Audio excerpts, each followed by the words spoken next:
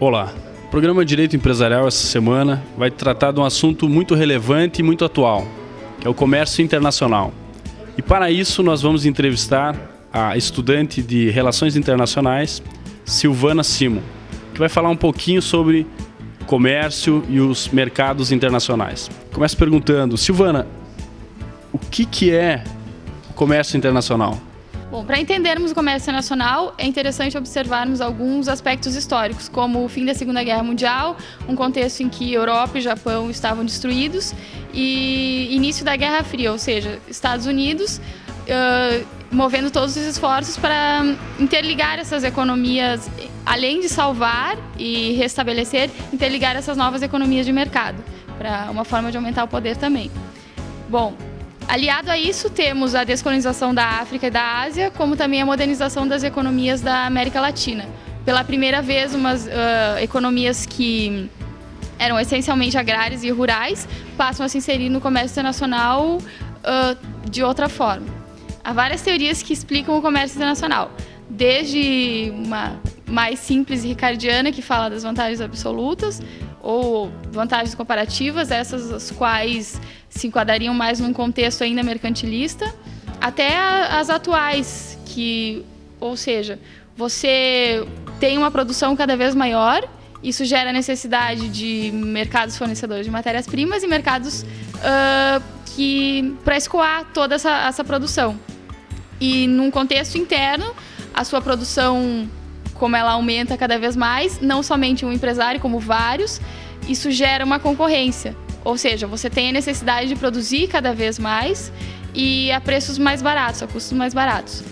E para conseguir sobreviver a essa lógica que acabaria, se nos voltarmos a uma teoria marxista, acabaria na revolta do proletariado, que não tem como. Para evitar isso, o que acontece? O comércio entre as nações. Então, em 1994, nós temos a instituição da Organização Mundial do Comércio, a OMC.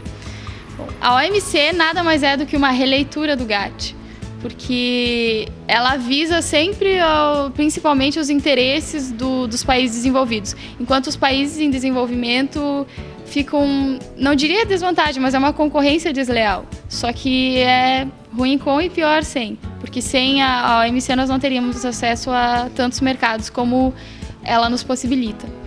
Silvana, essa semana foi muito noticiado na imprensa as frustrações que houveram na rodada Doha. O que aconteceu? Bom, a rodada Doha tem como principal objetivo a agricultura, sabendo que na OMC a agricultura é o único setor que sofre um tratamento diferente, ou seja, os países podem conceder subsídios a esse ramo da economia. Em contrapartida, os países em desenvolvimento teriam que abrir os seus mercados para produtos manufaturados, oriundos dos países desenvolvidos. A rodada Doha vem sendo considerada um fracasso, por quê? Porque os interesses não estão sendo compatíveis. Ao mesmo tempo que para os países desenvolvidos abrir os seus mercados mais para produtos manufaturados também é outra situação delicada, o que nos oneraria muito. Por quê? Porque se passarmos todo esse volume de comércio para acordos regionais e bilaterais, nós não alcançaríamos o mesmo número de mercados, o qual almejamos. Então, por isso que a rodada Doha é considerada um fracasso e para a gente é algo muito preocupante.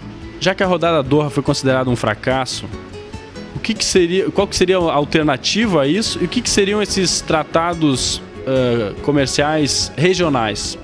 Bom, partir para acordos bilaterais é uma das alternativas, mas é um pouco descabível por causa da necessidade de se alcançar o maior número de mercados, que só seria possível através dos acordos multilaterais da OMC. Bom, o que é a integração regional, acordos bilaterais? Exemplos disso, a pioneira é a União Europeia, a qual levou 50 anos para chegar ao que é hoje, que é uma união econômica e monetária. Temos também Mercosul, Comunidade Andina, enfim, tem vários.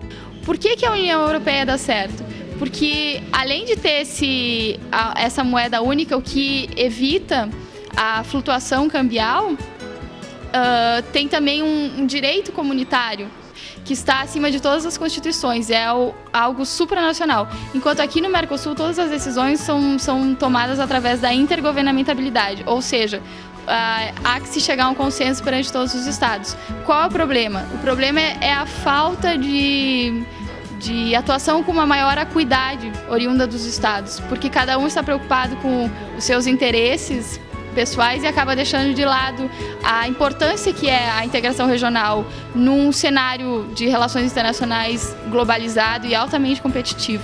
Se fala muito em blocos, em acordos regionais, acordos bilaterais. A questão do comércio internacional, o que vai ser o futuro desse comércio internacional, principalmente para nós aqui do oeste de Santa Catarina e para a nossa região? Bom, principalmente para a nossa região, que tem um setor agrícola muito forte, eu acredito na integração regional. Não somente na integração regional, mas como também utilizar os acordos bilaterais de forma benéfica para a gente. Eu acredito na integração regional também porque temos vários exemplos de sucesso, como a ASEAN, que é a Associação dos Países do Sudeste Asiático, composta por 13 estados, dos quais apenas um não se trata de uma ex-colônia, e eles já são uma zona de livre comércio de grande sucesso. Inclusive há um projeto de se estabelecer um acordo com a China, do qual a ASEAN, juntamente com a China, seria a maior zona de livre comércio do mundo. Então, por que não acreditarmos no Mercosul? Por que não fortalecer essa integração regional para, através dela, fazermos outros acordos bilaterais que nos sejam favoráveis? Bom, agradeço as palavras da Silvana, jovem e já com um grande futuro pela frente, já com presente, mas com um grande futuro pela frente. E são esses jovens, essas jovens que saem de Chapecó, que estão indo para o Brasil e para o mundo inteiro e melhorando cada vez mais o comércio internacional. Eu desejo a todos uma ótima semana, com muito planejamento e excelentes resultados. Até a próxima.